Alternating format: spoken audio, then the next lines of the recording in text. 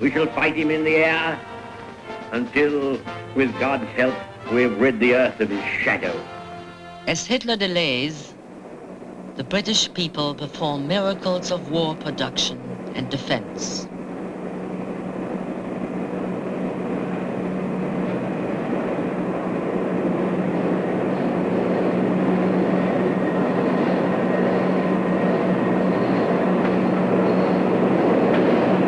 The United States is still officially neutral, but a worried and determined President Roosevelt has persuaded the Congress to help.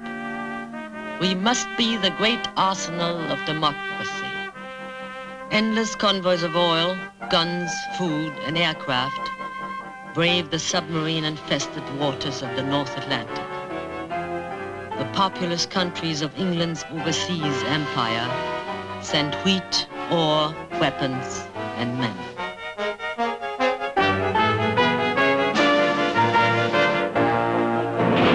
In the air, the men of Hitler's Luftwaffe suffer fearful attrition at the hands of the Royal Air Force.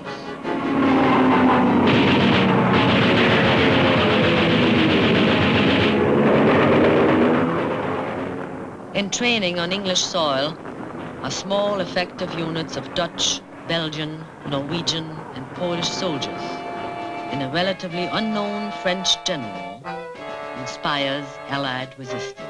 Moi, Général de Gaulle. Officers, soldiers, sailors, airmen, and engineers of France, wherever you may be, do your utmost to join those who are determined to fight on.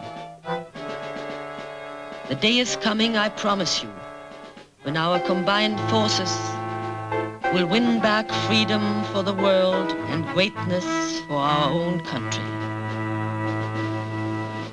Now England's skies and waters and beaches are manned and gunned every inch. A Nazi victory would no longer come cheap. Hitler confides to one of his officers, "On land, I'm a hero," he says, "but on water, I'm a coward." Besides, Hitler no longer fears the offensive power of England or its distant allies. His confidence in his own military genius is now unbounded. His dread fear of fighting on two fronts is over. June 1941. Hitler turns to the east, attacks the Soviet Union. The fascist fox and the communist wolf are at last in combat to the death. He deploys most of the Luftwaffe and 2/3 of his entire army against the Soviet Union. The fighting front stretches 1,000 miles from the Baltic to the Black Sea. Hitler had long prepared this terrible surprise since the writing of Mein Kampf. The savage plan, now frankly detailed in military directives, is to starve, rob, and murder millions of the Russian people. The great cities of Moscow and Leningrad are, in Hitler's words, to be wiped off the face of the earth. Like the Poles, the Russian people are to become slaves, working animals for their Nazi masters.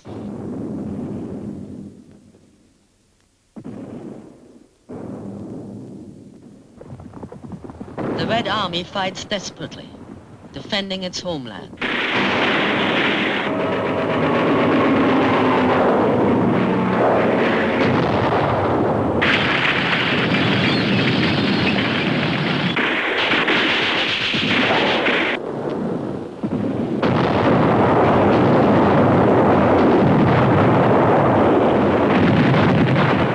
But in only 3 months, the wheat fields of the Ukraine are captured.